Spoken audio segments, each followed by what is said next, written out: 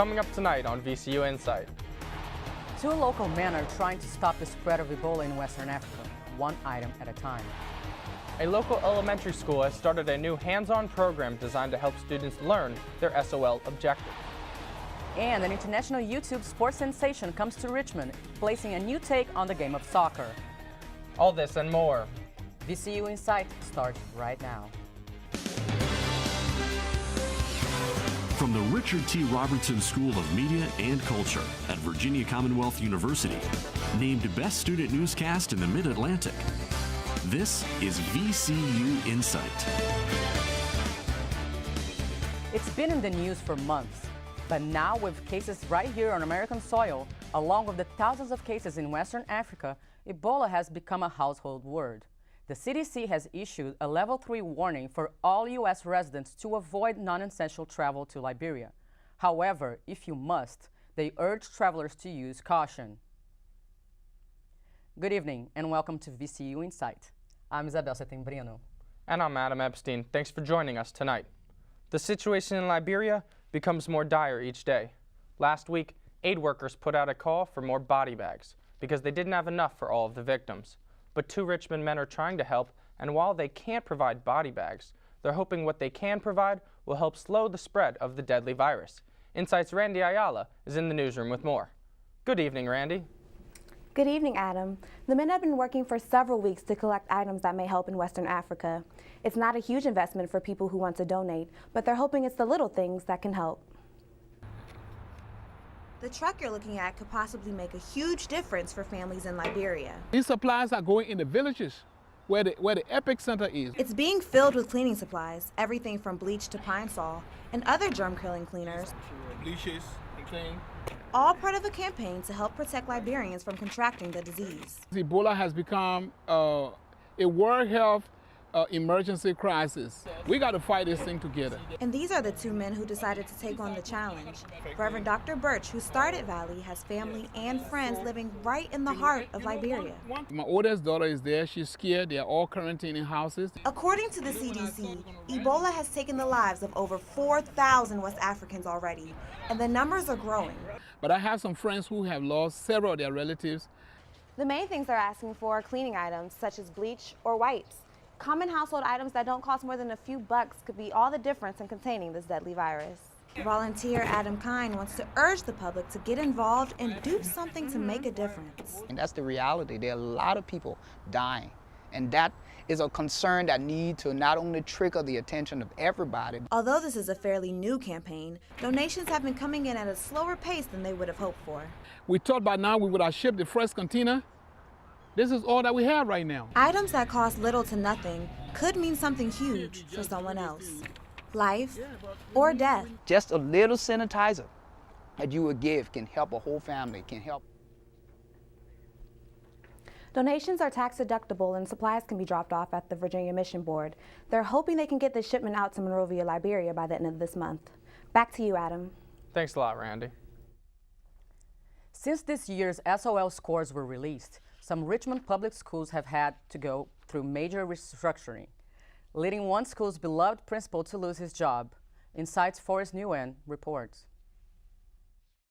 During the first October school board meeting, parents lined up for public speaking to fight for G.H. Reed's principal, Vincent Darby. I wanted to defend a leader that promotes some very talented young folks. G.H. Reed had become a priority school, meaning it has one of the lowest SOL scores in the state. This priority status forces the superintendent to enact a state education improvement plan which requires the removal of the principal. Parents like Gladys Tucker think that Darby is much more important than what the state can give them. Because he has that just, karma, charisma, education, and patience and tolerance. And that's what he had for me and my son when we came into G.H. Reed. It was during the summer, and he was working in his casual wear. And he said, all right, Miss Tucker, I'll get my crew together, give me what you got, and we'll work with it. And what the state can give them is $300,000 in grant money dedicated to G.H. Reed. Janice Garland of the Virginia Department of Education says that removing the principal is key to get funds to G.H. Reed within the year. If we do not remove the principal, we have to consider this a pre-implementation year. we would be at the table again next fall, still determining whether the principal had the capacity to lead the turnaround. Darby is now demoted to vice principal till the Virginia Education Department knows what to do with him, with Angela Delaney from Jeb Stewart Elementary taking over as interim principal. For VCU InSight, this is Forrest Nguyen. We reached out to Darby for a comment, but he declined, only saying that he was disappointed. The VCU police force is making major strides in campus safety. The campus police were recently awarded and became the first state school in Virginia to have campus police accreditation. The department received a notice from the International Association of Campus Law Enforcement Administrators earlier last month. The group represents more than 1,200 colleges across 20 countries. VCU police had to meet a list of over 200 standards to be considered, and while the process can take up to 3 years, it took VCU police just 18 months. The department will be officially recognized at the annual conference next year. After receiving a grant to travel the Silk Road from Asia to Europe this past summer, a VCU student and artist is now working on a series of sculptures. The sculptures represent her journey and experience and will be part of an exhibit next year. InSight's Erica Rivas is in the studio to tell us more.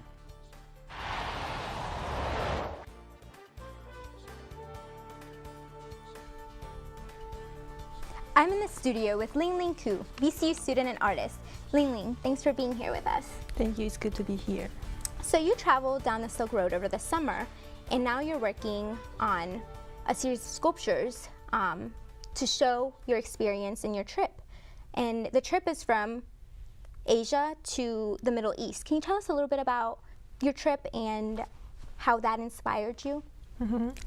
This topic is meaningful to me because as an international student studying in the U.S., I often find myself echoing what people were doing along the Silk Road, which is idea exchanging, exploring, and cultural blending.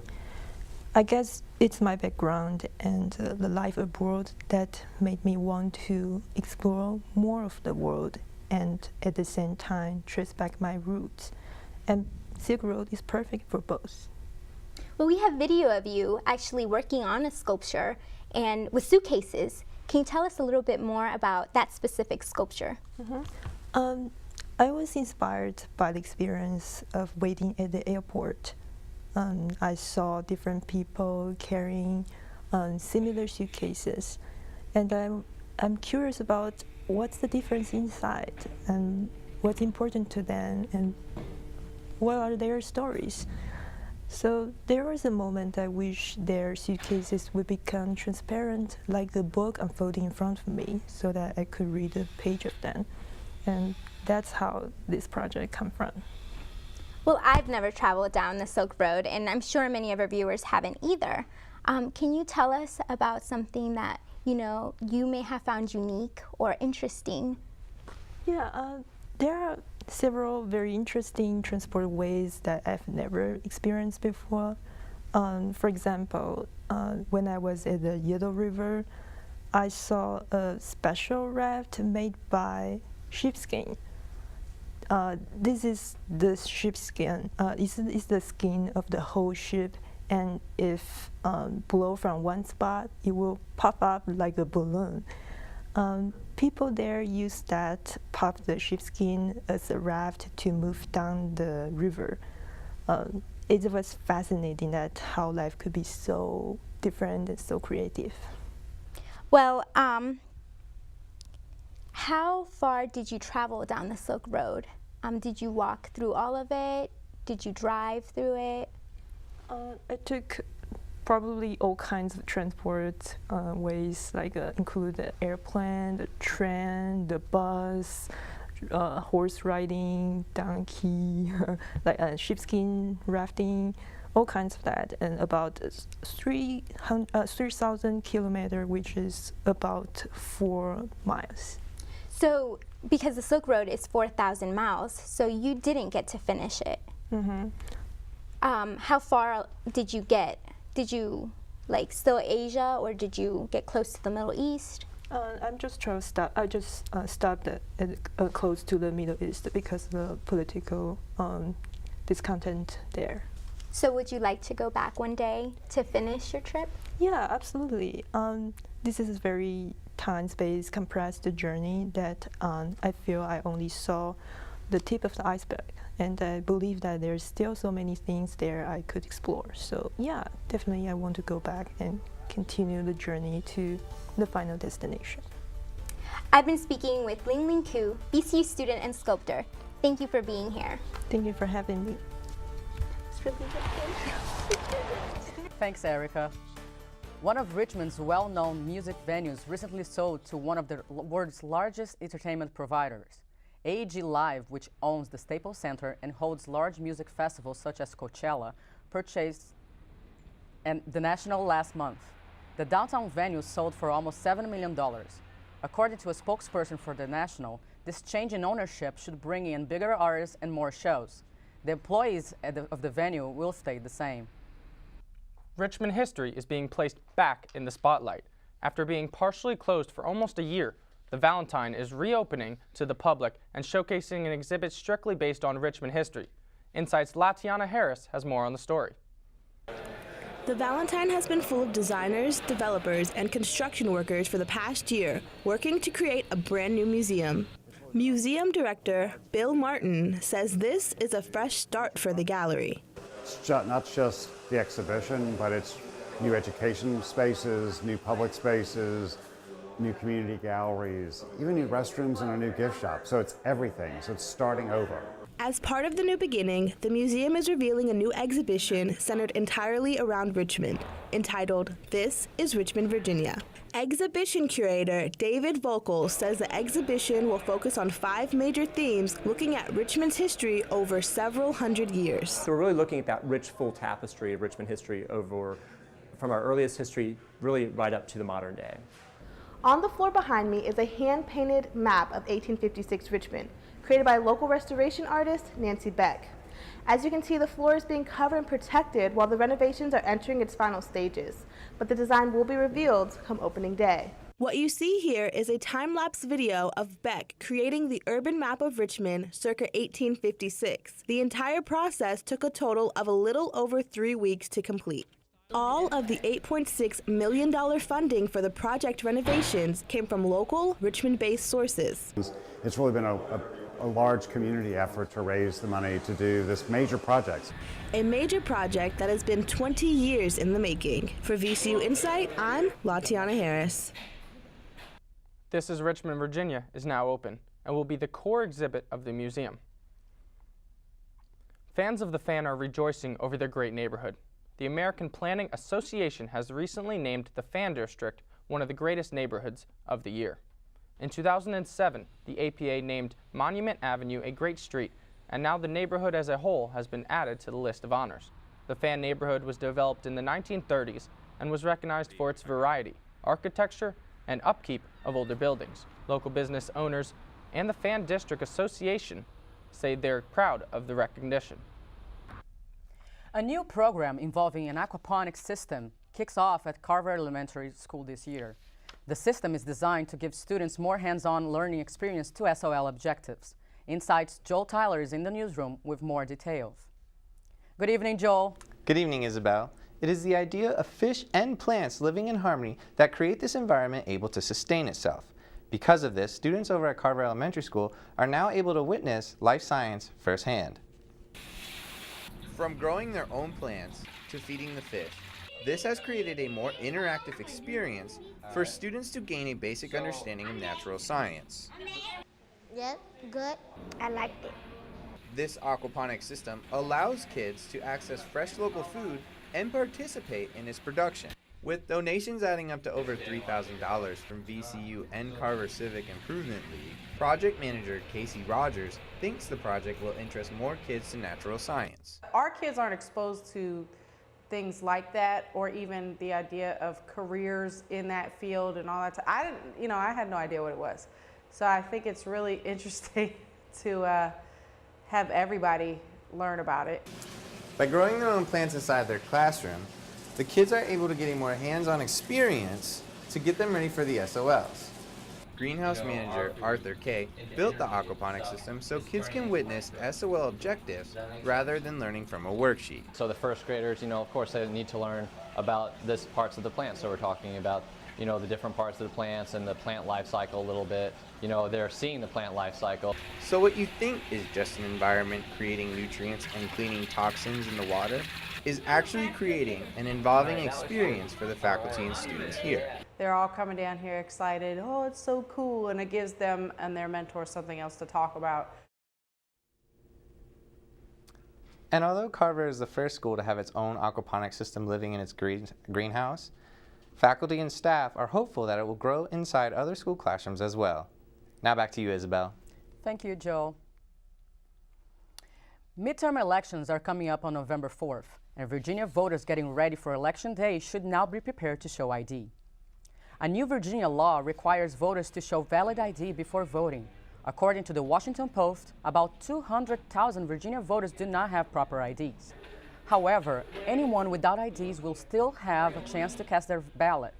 They will need to fill out a provisional ballot at the polls or apply for a temporary voter ID card at the local registrar's office. Some acceptable forms of identification are driver license and passport. If you're a fan of Broadway, you may be a fan of her work and not know it. Since 2007, this professor has been working with VCU students to dress the actors who grace Broadway stages. InSight's Alex Treehouse is in the studio to tell us more. I'm here with Tony Leslie James, the VCU Theater Department Associate Professor and Director of Costume Design. Tony, thanks for being here. Thank you. It's great to be here. Good, great. So what got you into costuming for Broadway? I went to Ohio State University. I studied theater, did a little bit of this, a little bit of that. I just wanted to be around theater. I had no idea that I was actually going to graduate as a costume designer. And I fell into it and moved to New York in 1980, basically a month to the day after I graduated from Ohio State.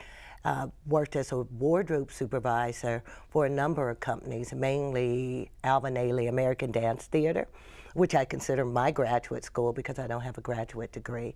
And I left the company to begin to be a costume designer, and through luck I was hired to design a show at a theater in New Jersey, Crossroads Theater Company, and they were doing a new play. That play happened to be Spunk.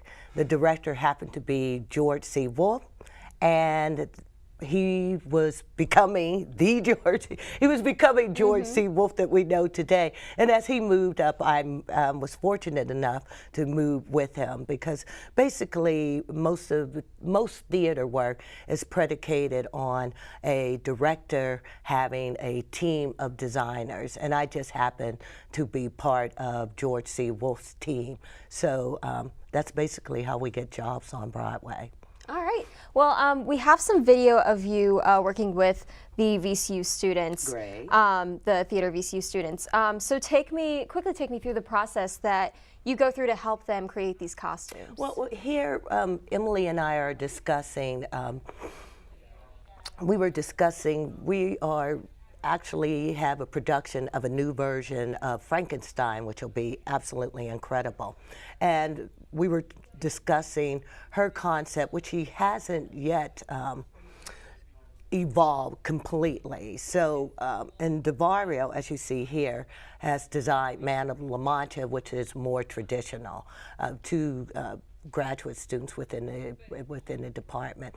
They all start out with fabrics and research and swatching, and develop all of their designs from scratch, from the fabric, the buttons, the research. We also insist that our students go to New York because all the fabrics are in New York. They swatch all their shows through New York, bring the fabrics back, and work with the student drapers and our costume shop supervisor, Nino Russell, in creating the costumes. So all of the costumes at VCU are designed by our students. Awesome. So really quickly, what's next for you? A number of shows in New York, a production called Rashida Speaking, starring Diane Wiest and Tanya Pinkins. Emily Atkins, my third year grad student, is actually assisting me with that. That's the new group in New York City. We're doing Familiar with Teresa Bush, another former graduate student at Yale Rep.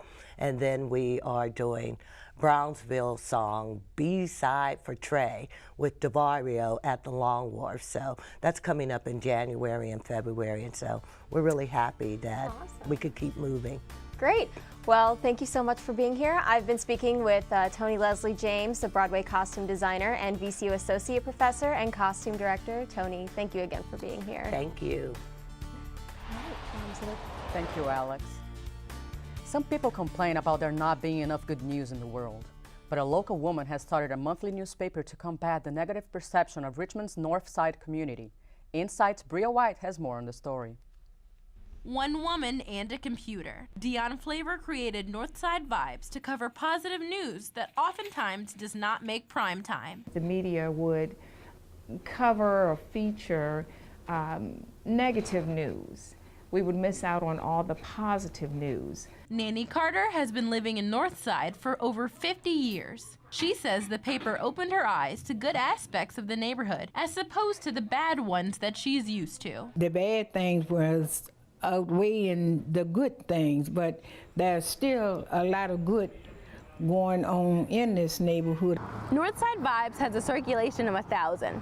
Flavor launched her paper with just $22 and an office space provided by an adult education program called the Dream Academy.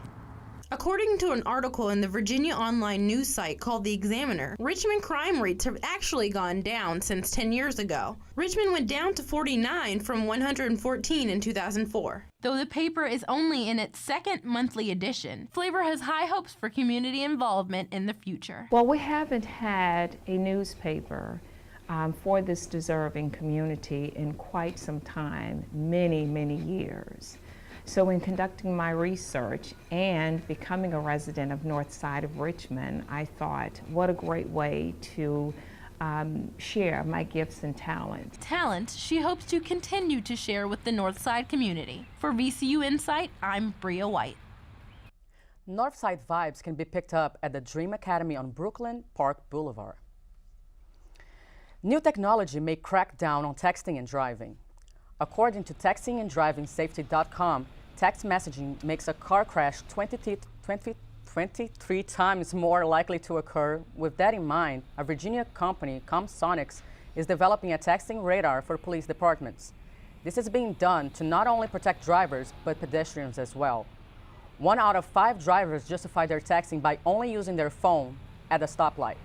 No word yet on when the new radar will be developed and put to use. Here at VCU, the Rams have made a name for themselves when it comes to basketball. It's called Havoc, and I went behind the bleachers for a preview of the upcoming season.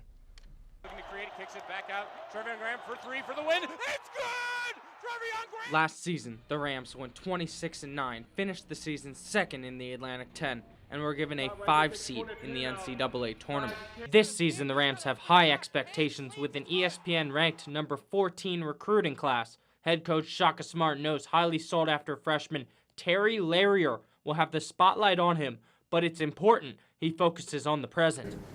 The biggest key for him is going to be coming into practice and coming into games with a clear head for just being the best he can be right now. Aside from bringing in the talented freshman class, the Rams lost their starting center in Javante Reddick, but VCU Athletics Director of Creative Content and author of VCU blog Around the Horns, Chris Kowalczyk, thinks Mo Ali Cox can make an impact in that position.